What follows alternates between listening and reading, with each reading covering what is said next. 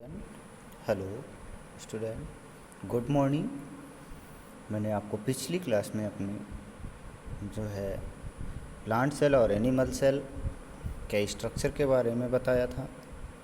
आज हम लोग प्लांट सेल और एनिमल सेल में क्या डिफरेंस होता है, उन सेल्स में क्या क्या मुख्य डिफरेंस है, वो उसके बारे में हम डिस्कशन करेंगे। तो प्लांट सेल और एनिमल सेल के बारे में आप लोग अच्छी तरह से जानते हैं, जो कि मैं अपनी पिछली क्लास में आप लोगों को बताया था। तो एक साइड हम लिखते हैं प्लांट सेल और दूसरी तरफ लिखते हैं animal cell.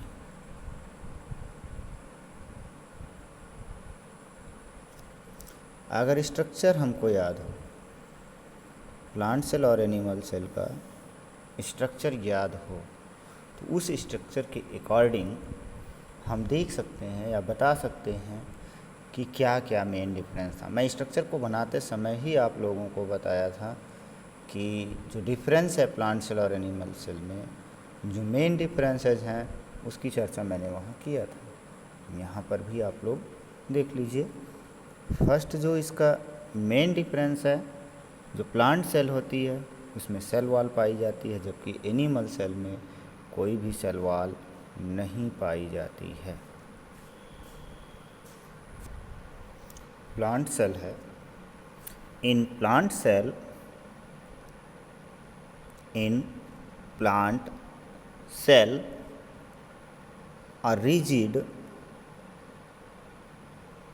a rigid cell wall is found. Cell wall is found in opposed to animal cell. Animal cell have cell wall absent. Cell wall is absent in animal cell. Second point की अगर हम बात करें, तो जो plant cell है इसके पास एक कैपेसिटी होती है कि अपने फूड का फार्मेशन स्वयं करते हैं by the process of photosynthesis. उसके लिए उनको प्लास्टिड की आवश्यकता होती है। मतलब जितने भी प्लांट हैं, all the plants have plastid. That means the plant cell possesses plastid. So plastid are present. Plastids are present in plant cell. In plant cells,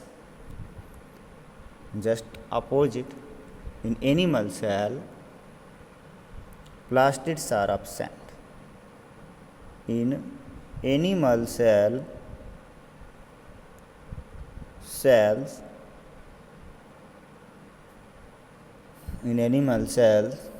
plastid is absent. Point third की बात करें, plant cell जो होती है, उस समय जब मैं सेल का स्ट्रक्चर बनाया था तो आप लोगों को दिखाया था या बताया था बना करके, ये जो सेल प्लांट सेल है इसमें आप देखेंगे कि जो वैक्यूल है वो लार्ज साइज में है, और वैक्यूल जो लार्ज साइज का है जिसकी वजह से वो उसके शेप को बनाए रखता है। A plant cell has one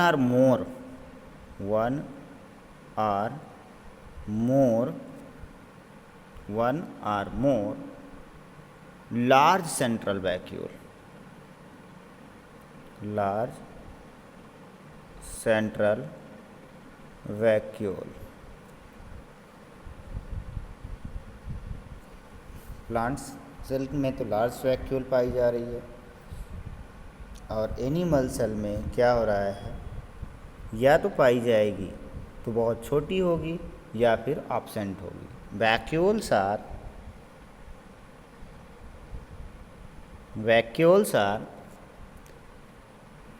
either absent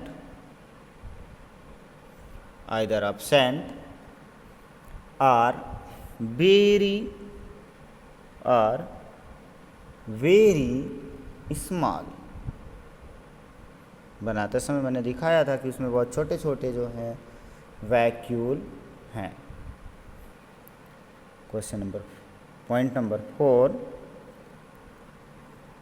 plant cell बनाया था मैंने, तो उस प्लांट सेल में आप लोगों को मैंने ये दिखाया था कि एनिमल सेल जो है उसके पास सेंट्रियोल है, जबकि प्लांट सेल में सेंट्रियोल नहीं है। Centriole is absent in plant cell।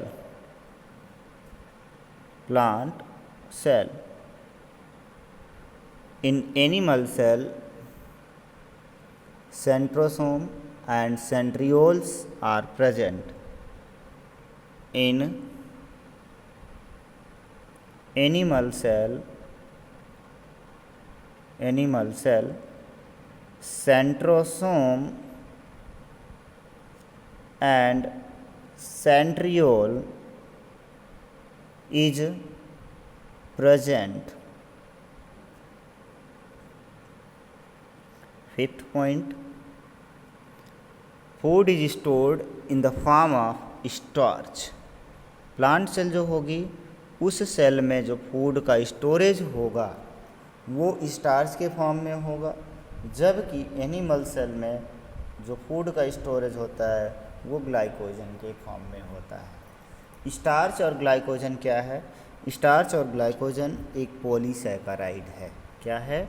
एक पॉलीसैकेराइड है। पॉलीसैकेराइड का मतलब एक कार्बोहाइड्रेट का कॉम्प्लेक्स रूप है। Food is stored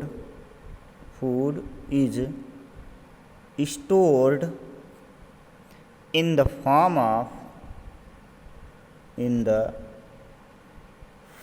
of starch. किस फॉर्म में होगा? स्टार्च में। स्टार्च क्या है? पॉलीसैकेराइड। क्या है? पॉलीसैकेराइड। अगर हम एनिमल सेल की बात करें, if we are talking about animal cell, in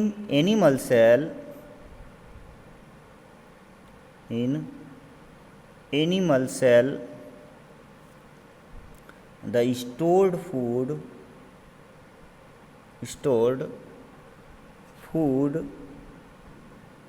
is glycogen, which is also polysaccharide।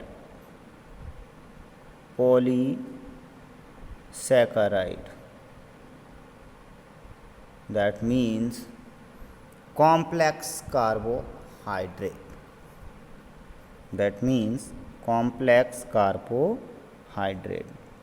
These are the main differences between plant cell and animal cell।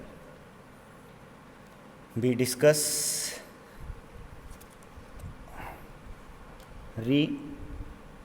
again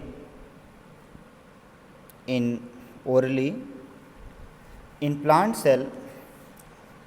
अगर हम प्लांट सेल और animal cell के differences की बात करें तो छोटी छोटी बातों के हिसाब से आप उसको याद में रख सकते हैं कि जब भी प्लांट सेल बनती है तो उस प्लांट सेल में आप देखते हैं कि केवल और केवल प्लांट सेल में ही सेल वॉल बनाई जाती है। जो सेल वॉल होती है प्लांट सेल की वो बनी होती है सेलुलोज से। किससे बनी होती है? सेलुलोज की बनी होती है। जबकि इसके अपोज में अगर देखा जाए तो जो एनिमल सेल है, animal cell have no cell wall, उसके पास कोई भी सेल वॉल नहीं है। और देखा जाए तो प्लांट सेल में प्लास्टिड पाया जाता है, जबकि एनिमल सेल में प्लास्टिड एब्सेंट होता है, जिसकी वजह से वो दूसरों पर निर्भर होता है। अर्थात ये जो एनिमल होते हैं वो हेट्रोट्रॉपिक न्यूट्रिशन शो करते हैं, क्यों, और जबकि प्लांट जो होते हैं वो ऑटोट्रॉपिक न्यूट्रिशन को शो करते हैं। और तीसरे पॉइंट की अगर हम बात करें तो प्लांट सेल जो होता है उसमें लार्ज साइज़ में वैक्यूल पाए जाते हैं, जबकि एनिमल सेल में स्मॉल साइज़ में वैक्यूल पाए जाते हैं या तो पाए ही नहीं जाते हैं। अब फोर्थ पॉइंट की बात करें तो एनिमल सेल में कुछ चीज़ें ऐसी होती हैं जो पाई जाती हैं जो प्लांट सेल में नहीं पाई जाती। प्लांट सेल में देखा जाए तो सेंट्रियोल और सेंट्रोसोम एब्सेंट होता है, जबकि एनिमल सेल में सेंट्रियोल और सेंट्रोसोम पाए जाते हैं। ये सेंट्रियोल का काम सेल डिवीज़न के टाइम पे होता है, जिसको हम आगे डिस्कस करेंगे। अगला पॉइंट बताता है कि जो स्टोरेज फूड है, स्टोरेज फूड की अगर हम बात करें तो स्टोरेज फूड जो होगा प्लांट सेल का वो स्टार्च होगा, जबकि एनिमल सेल का जो होगा वो ग्लाइकोजन होगा। After that we discuss cell organelles. जैसा कि फ्रेंड्स हम लोग जानते हैं कि जो ह्यूमन बींग्स है या और भी एनिमल्स हैं या कोई भी ग्रुप है, उस ग्रुप में जो उसके हाथ पाँव ये सब उसके उस एक्टिविटी या लाइव रहने में उसकी हेल्प करते हैं, उसी तरह प्लांट के सेल हो या एनिमल सेल हो, उस सेल में जो छोटे छोटे ऑर्गन्स हैं या ऑर्गन लाइक स्ट्रक्चर्स हैं उनको सेल ऑर्गेनेल्स कहा जाता है, जो पूरी कंप्लीट सेल को कुछ न कुछ किसी न किसी रूप से कुछ न कुछ कार्य करते हैं। ये सेल ऑर्गेनेल्स जो होते हैं, मैंने आपको इसकी पहली क्लास में ही बता दिया था कि जो सेल ऑर्गेनेल्स हैं वो 3 तरह के होते हैं। कितने तरह के होते हैं? 3 टाइप्स के हैं। एक होता है double membrane bound cell organelle. क्या होता है? Double membrane bound cell organelle. और दूसरा होता है single membrane bound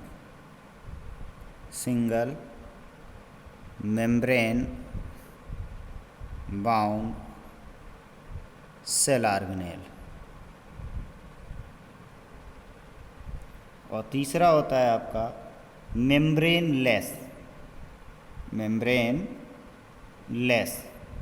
that means without any membrane. The cell organelles that have no any membrane is called membraneless cell organelle।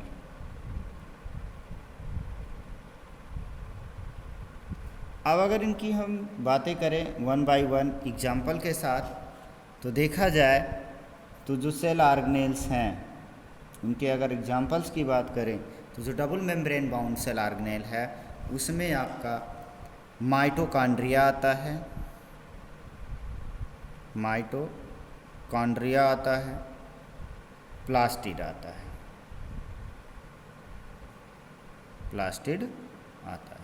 ये 2 double membrane bound cell organelle हैं जो कि पाए जाते हैं प्लांट सेल और animal cell.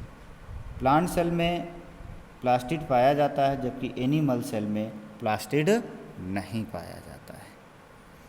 Single membrane bound cell organelles की अगर हम बात करें तो उसमें आता है आपका इंडोप्लाज्मिक रेटिकुलम,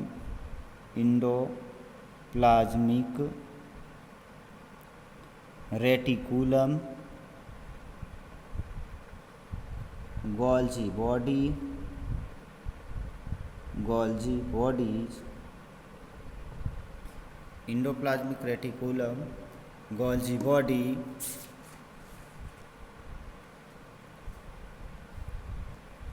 माइक्रो बॉडीज, साथ में पेरोक्सिसोम्स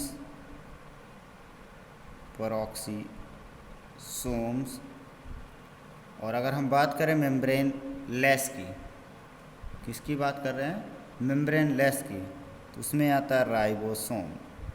क्या आता है, राइबोसोम। और क्या आता है, सेल का स्केलेटन, सेल स्केलेटन। तो ये तो बातें हुई थोड़ी सी सेल ऑर्गेनेल्स की। अब इसके आगे हम 1 बाई 1 इन सेल ऑर्गेनेल्स के बारे में बातें करेंगे, एक एक करके आपको उनके स्ट्रक्चर की बात बताएंगे और उनका फंक्शन बताएंगे। तो सबसे पहले इसमें मैं single membrane bound cell organelles की बात करूंगा और इसमें उसमें भी पहले बात करेंगे हम इंडोप्लाज्मिक रेटिकुलम की। तो जो इंडोप्लाज्मिक रेटिकुलम है, इसमें अगर आप देखें तो इंडोप्लाज्मिक रेटिकुलम एक एक्सटेंसिव सिस्टम है जो मेम्ब्रेन ट्यूब्यूल्स होती हैं और शीट्स के द्वारा बने होते हैं। अगर देखा जाए तो यह न्यूक्लियस के जस्ट बगल में पड़ा रहता है, साइड में लगा होता है न्यूक्लियस के। ये प्लांट सेल और एनिमल सेल दोनों में पाया जाता है। इंडोप्लाज्मिक रेटिकुलम जो है प्लांट सेल और एनिमल सेल दोनों में पाया जाता है, और जबकि यह प्रोकैरियोटिक सेल्स में नहीं पाया जाता है। प्रोकैरियोटिक सेल्स में केवल और केवल क्या पाया जाता है, only membrane less cell organelles are present in prokaryotic cells. Endoplasmic reticulum जो है ये बना कैसे है, एक तो सीट लाइक स्ट्रक्चर होगा जिसको बोलते हैं सिस्टर्नी। कैसा होगा, इस तरह से अगर स्ट्रक्चर आप देखें ऐसे बना होगा, इस तरह से, ऐसे ही। इस पर ग्रैन्यूल्स लाइक स्ट्रक्चर दिखेंगे आपको, ग्रैन्यूल्स लाइक स्ट्रक्चर्स दिखेंगे, और ये कैसा है, सीट लाइक स्ट्रक्चर है, और इसी को क्या बोला जाता है, सिस्टर्नी। क्या कहते हैं हम लोग, सिस्टर्नी। दूसरा जो स्ट्रक्चर होता है वो वेसाइकिल होती है। क्या होती है, वेसिकिल होती है। और वेसिकिल कैसे होती है, स्फेरिकल बॉडीज़ होती हैं, छोटी बड़ी साइज़ में कुछ होती हैं, ऐसे रहती हैं। ये क्या हैं, दीज आर दी वेसिकल्स। और देखा जाए जो तीसरा स्ट्रक्चर इसका होता है, इन्हीं तीनों स्ट्रक्चर से मिलकर के ये बना होता है। तीसरा जो है ये है ट्यूब्यूल्स।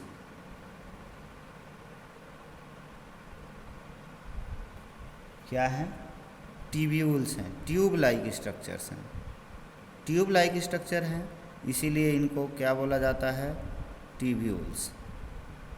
ये ट्यूब लाइक स्ट्रक्चर है, इसीलिए इनको क्या बोला जाता है, ट्यूब्यूल्स। इन्हीं तीनों स्ट्रक्चर से ये बने होते हैं। और देखा जाए तो ये तीन ही स्ट्रक्चरों से मिलकर के बने हैं, जबकि इन्हीं तीन स्ट्रक्चरों से मिलकर के बने हैं। जबकि आगे अगर हम इनकी और आगे बात करें तो इसमें पाया जाता है कि ये जो है इंडोप्लाज्मिक रेटिकुलम, इनके दो टाइप्स के होते हैं। ये इनकी टाइप्स की अगर हम बात कर लें, किसकी बात कर लें, टाइप्स की बात करेंगे तो ये कितने टाइप्स का होता है, 2 टाइप्स का होता है। Endoplasmic reticulum is mainly two types. Mainly two types. One is rough endoplasmic reticulum. Rough endoplasmic reticulum, जबकि इसका सेकेंड पार्ट जो है वो कहलाता है smooth endoplasmic reticulum. Smooth endoplasmic reticulum. Reticulum means होता है नेटवर्क। सॉफ्ट, स्मूथ होगा और रफ होगा। अगर वो स्मूथ है तो उस पर कोई भी ऑर्गन जो ग्रेन्यूल लाइक स्ट्रक्चर्स हैं वो अब्सेंट होते हैं, जबकि रफ वाले पे क्या होते हैं, प्रेजेंट होते हैं। अगर इनके हम फंक्शंस की बात कर लें, किसकी बात कर लें, function of endoplasmic reticulum. Endoplasmic reticulum के फंक्शन की अगर हम बात करें तो वो नीचे कुछ दिए गए हैं, उसमें से देखो क्या क्या देते हैं। Endoplasmic reticulum serve as a transport channel for the transport of material between different region of cytoplasm. मतलब ये है क्या, काम क्या करता है कि ये ट्रांसपोर्ट चैनल का काम करता है। किसके लिए, कुछ मटेरियल्स हैं जैसे प्रोटीन है, प्रोटीन मॉलिक्यूल्स हैं, उन सब को ट्रांसपोर्ट करता है कहाँ से, साइटोप्लाज्म से न्यूक्लियस, न्यूक्लियस से different region of cytoplasm and nucleus में ये ट्रांसपोर्ट का काम करता है। तो पहला जो फंक्शन है इसका लिखा जाएगा कि इंडोप्लाज्मिक रेटिकुलम, इसको शॉर्ट में लिख दे रहे हैं ER मीन्स हुआ इंडोप्लाज्मिक रेटिकुलम, मेनली सर्व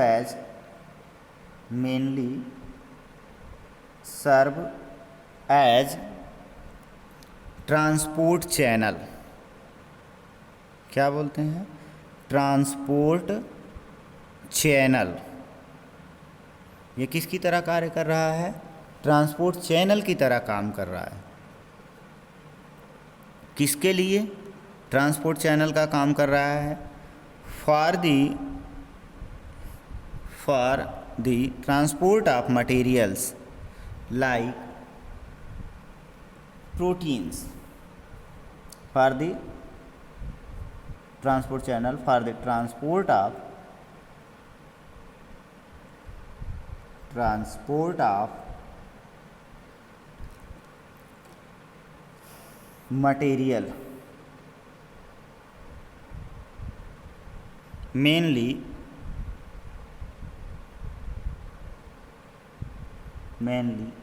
प्रोटीन।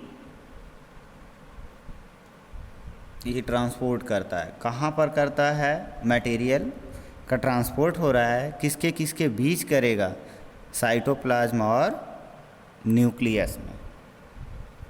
कहाँ पर, साइटोप्लाज्म और न्यूक्लियस के बीच में ये एक दूसरे को प्रोटीन का ट्रांसपोर्टेशन का कार्य करता है। सेकेंड पॉइंट की अगर हम बात करें, जो इंडोप्लाज्मिक रेटिकुलम है ये मैकेनिकल सपोर्ट प्रोवाइड करता है और काम करता है साइटोप्लाज्मिक स्केलेटन का।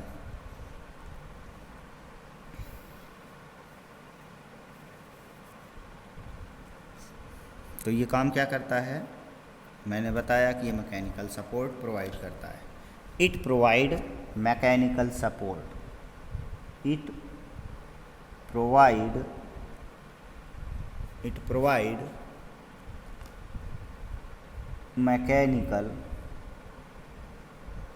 Mechanical support.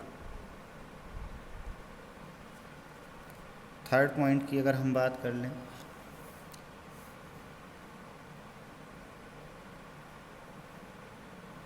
इंडोप्लाज्मिक जो रेटिकुलम है ये मेम्ब्रेन की बायोजेनेसिस में हेल्प करता है। It help in or it plays in significant role, it play a significant role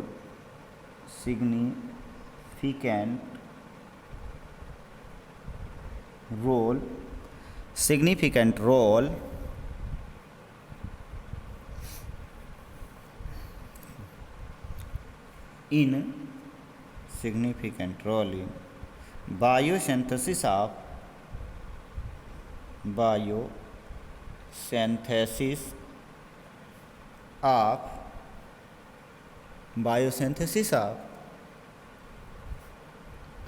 membranes। जो मेम्ब्रेन्स बनती हैं, चाहे प्लाज्मा मेम्ब्रेन हो, चाहे वो यूनिट मेम्ब्रेन की बात करें, मेम्ब्रेन्स का जो फॉर्मेशन हो रहा है, चाहे वो माइटोकॉन्ड्रिया के ऊपर की मेम्ब्रेन हो या प्लास्टिड के ऊपर की मेम्ब्रेन हो, इसका जो फॉर्मेशन होता है उसमें ये हेल्प करता है। कौन? Endoplasmic reticulum. और अगर देखा जाए तो ये काम क्या करता है, किसमें सहायता करता है कि जो भी हैं सेल वॉल के फॉर्मेशन में भी ये हेल्प करता है।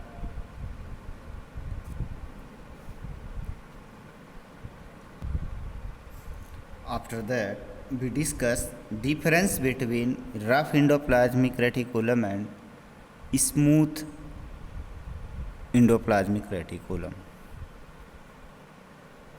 Difference between rough endoplasmic reticulum and smooth endoplasmic reticulum.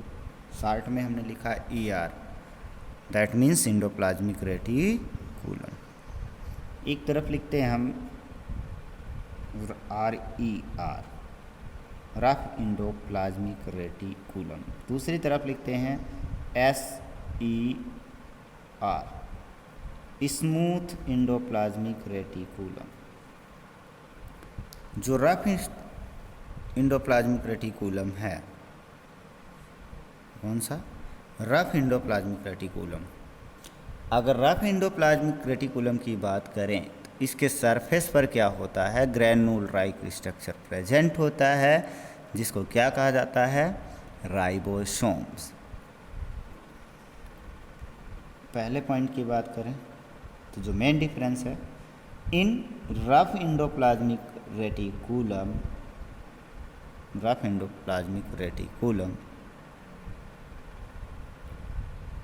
surfaces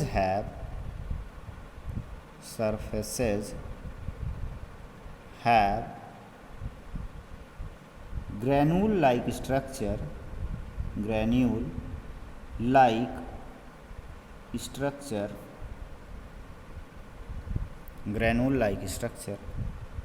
called ribosome.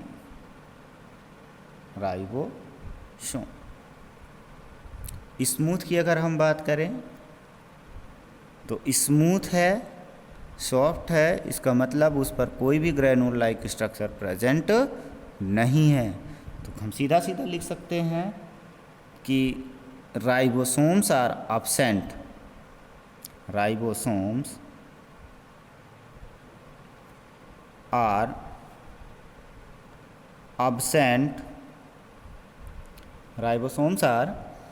absent, hence the surface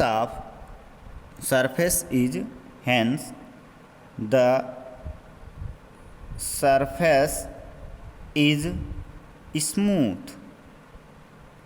ये क्यों स्मूथ है? क्योंकि इसके सरफेस पर राइबोसोम नहीं प्रेजेंट है, जिसकी वजह से ये स्मूथ है। और ये रफ है क्यों? क्योंकि इसके सरफेस पर, आउटर सरफेस पर क्या पाए जा रहे हैं? राइबोसोम पाए जा रहे हैं। इसकी वजह से ये कैसा है, रफ है और वो स्मूथ है। सेकंड पॉइंट की बात करते हैं हम। सेकंड पॉइंट की बात कर लेते हैं। अगर इस पर राइबोसोम है प्रेजेंट, राइबोसोम प्रेजेंट है, तो राइबोसोम अगर प्रेजेंट है तो जब राइबोसोम प्रेजेंट होगा तो वो प्रोटीन सिंथेसिस में हेल्प करेगा। क्या होगा? प्रोटीन सिंथेसिस में हेल्प करेगा। It's main function is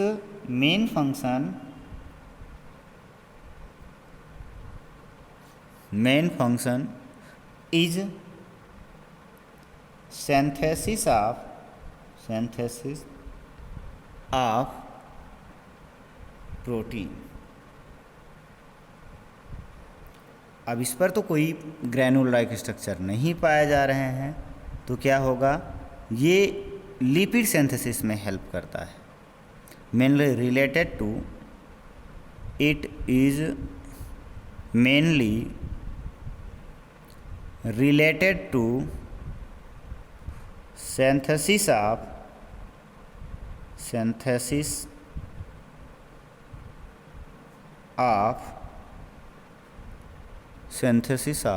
lipid. Lipid क्या है? फैट ही है। क्या है? फैट का फॉर्म है लिपिड। थर्ड पॉइंट की बात कर लेते हैं हम।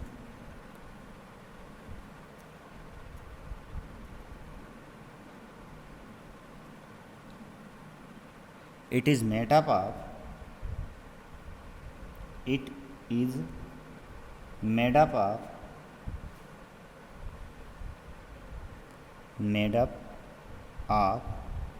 cisternae and some tubules। ये सिस्टर्नी और ट्यूब्यूल से बना होता है, जबकि SER इसके अपोज में SER की अगर हम बात करें तो SER is made up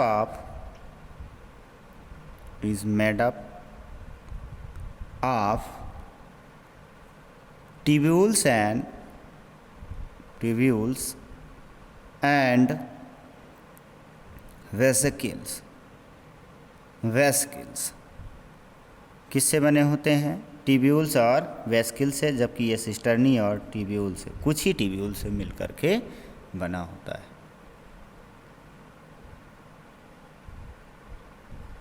ये आपका मेन डिफरेंस है SER और RER में। आज की क्लास में बस इतना ही। इसके आगे मैं नेक्स्ट जो पढ़ाऊँगा वो होगा गोल्जी बॉडीज़।